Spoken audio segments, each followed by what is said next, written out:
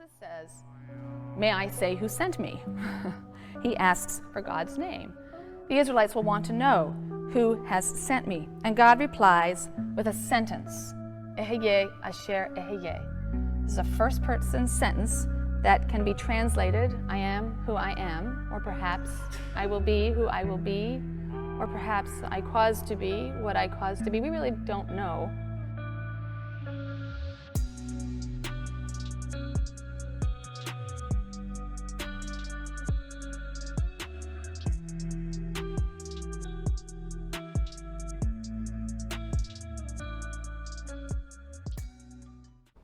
Moreover, the basket is placed among the reeds, the Hebrew word for reeds, suf, and that's a hint or an allusion to the fact that Moses will lead the Israelites through the Reed Sea, the Yam Suf. It's not the Red Sea, it's the Reed Sea, but we'll talk about that later also.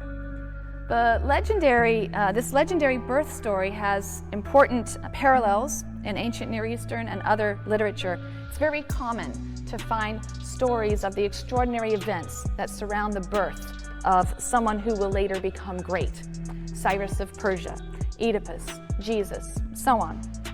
Many scholars have pointed out that this story in particular is paralleled by the birth story of a great Akkadian king, Sargon, from about 2300 BCE, Sargon of Akkad. Strikingly similar story to Moses placed in a basket lined with tar, put in the river, and so on. It underscores the degree to which this story is part of a literary genre, part of a literary convention, how much the Exodus story itself is very much a literary story.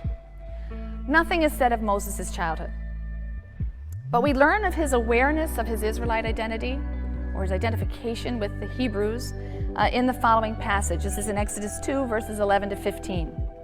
Sometime after that, when Moses had grown up, he went out to his kinsfolk and witnessed their labors. He saw an Egyptian beating a Hebrew, one of his kinsmen. He turned this way and that, and seeing no one about, he struck down the Egyptian and hid him in the sand. When he went out the next day, he found two Hebrews fighting, and so he said to the offender, "Why do you strike your fellow?" He retorted, "Who made you chief and ruler over us? Do you mean to kill me as you killed that Egyptian?" Moses was frightened and thought, "Then the matter is known." And when Pharaoh learned of the matter, he sought to kill Moses, but Moses fled from Pharaoh. He arrived in the land of Midian and sat down beside a well. So, coming to the aid of an oppressed kinsman, Moses kills an Egyptian, and he has to flee to the territory of Midian. And there at the well again, he acts to defend the defenseless. This is a key to his character. These two episodes are the two that were given of Moses' life. So continuing verses 16 and 17 in Exodus 2. Now the priest of Midian had 7 daughters. They came to draw water and filled the troughs to water their father's flock. But shepherds came and drove them off. Moses rose to their defense, and he watered their flock. So again, this is a key to Moses' character, aiding the defenseless. Moses will later marry Zipporah, one of these women, and lives as a shepherd in Midian for about 40 years.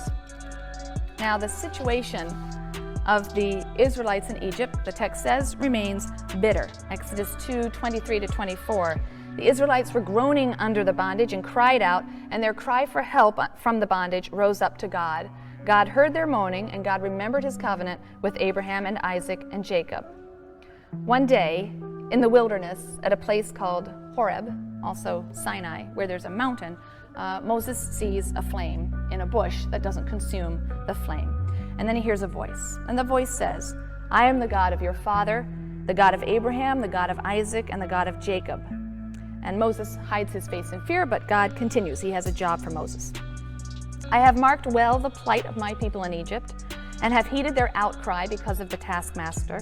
Yes, I am mindful of their sufferings, and I have come down to rescue them from the Egyptians and to bring them out of that land to a good and spacious land, a land flowing with milk and honey, the region of the Canaanites, the Hittites, the Amorites, the Perizzites, the Hivites, and the Jebusites. Now the cry of the Israelites has reached me. Moreover, I have seen how the Egyptians oppress them. Come, therefore, I will send you to Pharaoh, and you shall free my people, the Israelites, from Egypt." It's Exodus 3, verses 7 to 10. And Moses demurs. Right? Who, me?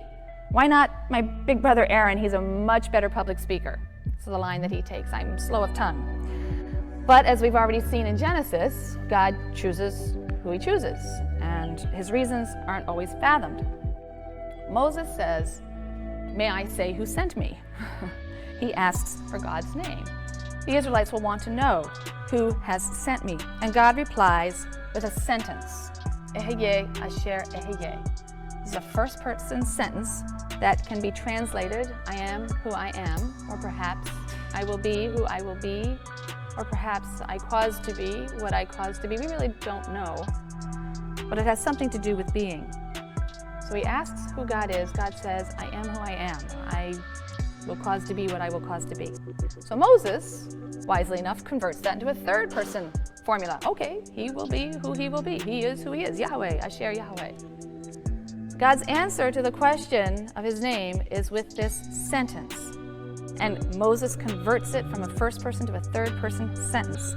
He will be who he will be. He is who he is. He will cause to be. I think most people think now what he will cause to be.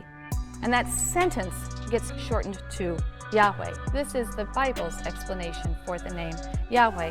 And as the personal name of God, some have argued that the name Yahweh expresses the quality of being, an active, dynamic being.